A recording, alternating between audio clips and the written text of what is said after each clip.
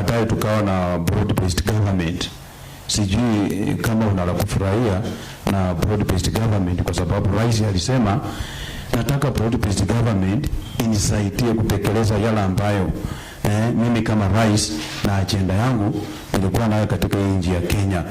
Nyinyi mliwachwa kwa njia. Mheshimiwa Raila Odinga na Rais Ruto wakasonga mbele, kuna broad based government. Unala kufurahia, na je, unaona kwamba itatekeleza yale ambayo rais anasema?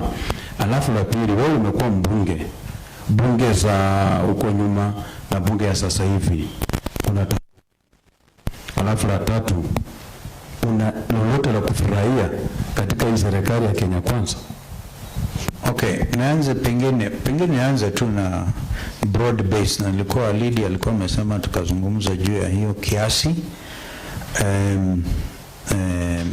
Blood based, bread based ni serikali ambayo muundo wake ni wa kiajabu. Ukiuliza hata kina Raila wanasema kina Badi hawa na kina Wandai na kina Joho walienda kule kivyao. Kisikiliza audio wanasema wao hawatuwakilishi sisi, na bado wanasikia audio wanasema sisi bado tuko upinzani. Uhuru Kenyatta I think yeye amenyamaza because watu walikuwa wanatumia jina lake kujiingiza kwa serikali. Kusema kweli ni Ruto aliwaandama hawa, kila mmoja wao anaandama Bandi, anaandama Joho, anamuandama Kagwe, kwa hivyo that is the truth, that is what is emerging. Kwa juzi si Uhuru akasema wazi, akasema majenzi endeleeni na struggle. Anawezaje kama alikuwa ameongea juu ya mambo haya broad base, bado anaongea kama anataka vijana wahakikishe haki zao za kikatiba zinaimarika.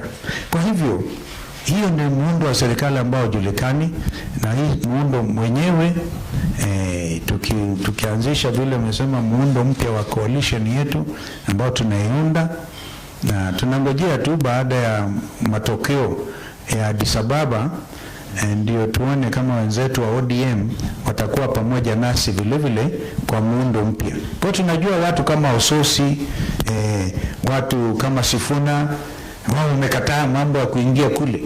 Wamekataa kabisa, kata. Kwa hivyo wao na wako katika chama cha ODM, na tunajua kwamba tutaunda mambo pamoja na wao. Ndio nasema hatuna haraka, ngoja Raila apate kuwa mwenyekiti kule, alafu yetu tuende to celebrate kule Addis Ababa, baba akae kule na sisi turudi hapa tufanye mambo yetu. Kwa hivyo that is the first question, kwamba huu muundo wa serikali hauridhishi. Ni kinyume hata na katiba yenyewe, because katiba inatarajia kuwe na upande wa serikali na upande wa upinzani. Nikurudishe juu ya NADCO.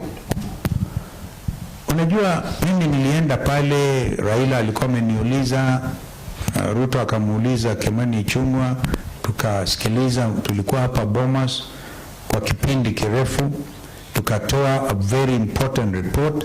Hiyo report tukamkabidhi Raila, ingine tukampelekea Ruto. Na walikuwa wahakikishe utekelezaji wa makubaliano chini ya ripoti hiyo. Moja ya makubaliano ni kwamba kuwe na tume mpya ya kupiga kura, IEBC. Naona ile imekuwa struggle kubwa sana hata kuanzisha panel ambayo sasa inaendelea na kazi. That is the only thing which is working. Kulikuwa na another 8 pieces of legislation, one of which by the way was to create the office of the Prime Minister.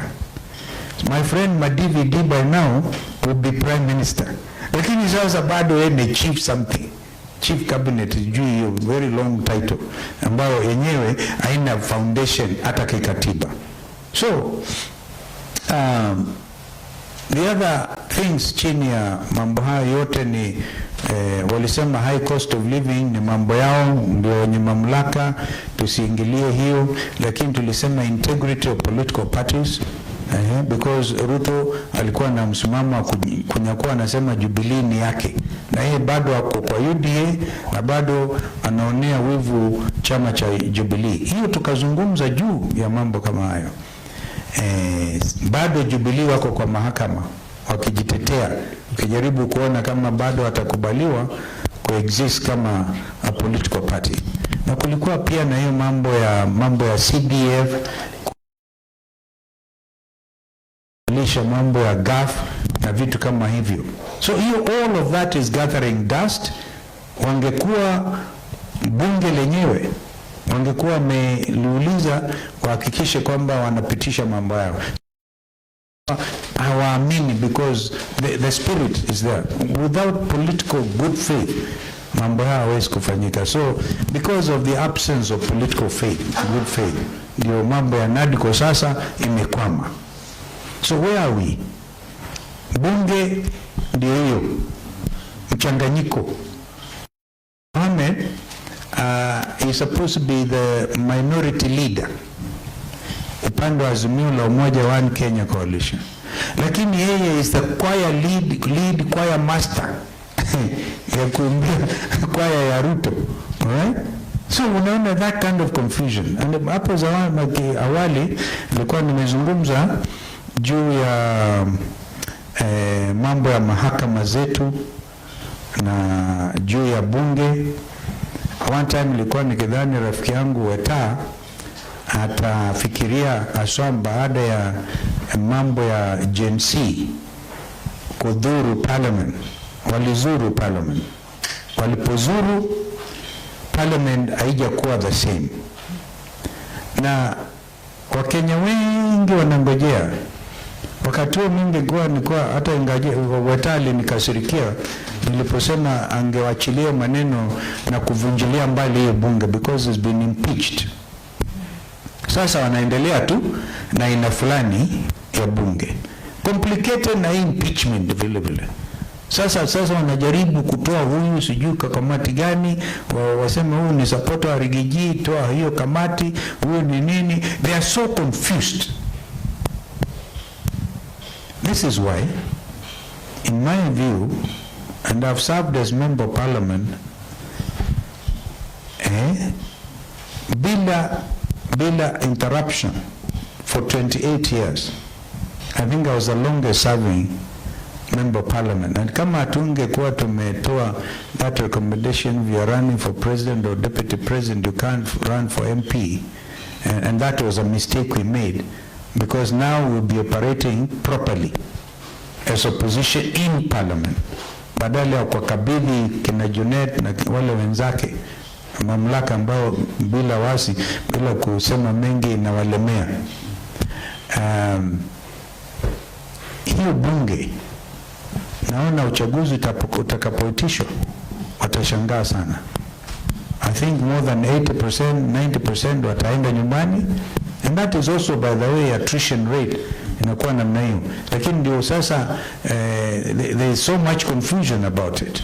And my advice is, Weta, if whatever remains of the National Assembly, is my friend. Alisema Kalonzo rafiki yangu bado. I don't know how to disown my friends. Ile tiaga ulikula na yeye kama code. Ingawaji waliachana na Raila in a noisy way. Mimi hatujaachana, bado ni speaker kule kwa bunge na mheshimu. Lakini pia naona, one time by the way, nilimwambia Weta wakati Raila alienda kwa delegates conference ya ANC ya ma-DVD. Nikaenda pale, tulikuwa tumealikwa. Nilitoka pale na Gideon Moi, nikakutana Weta, my friend, hebu tuondoke. Tukiondoka, you are going to be a superstar. Not only in Western, but in this country.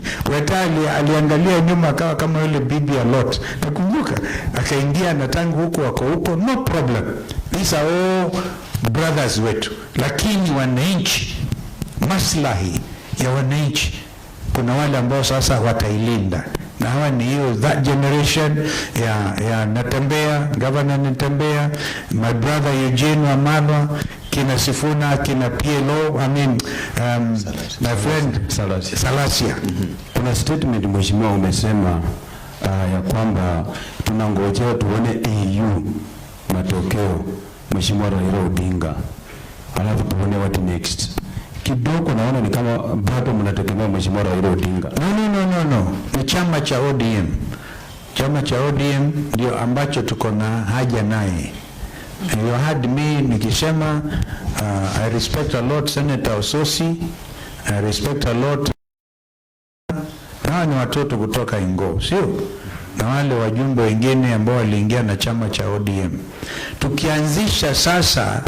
Tukianzisha our new coalition, wataona kwamba tumefanya hivyo ili kuwakata miguu. Kuna wengi wanasema Raila apate asipate, wao wamewachana na Ruto. It is very clear. Even in Luo Nyanza utastaajabu.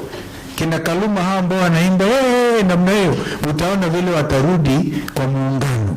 Because politicians are very interesting. Wanasikiliza ground. Wakiona ground umehama, watahama na ground. So usishangae kabisa. Kwa hivyo it has nothing to do kutegemea Raila ama kutomtegemea. We wish him well na hatuna shida.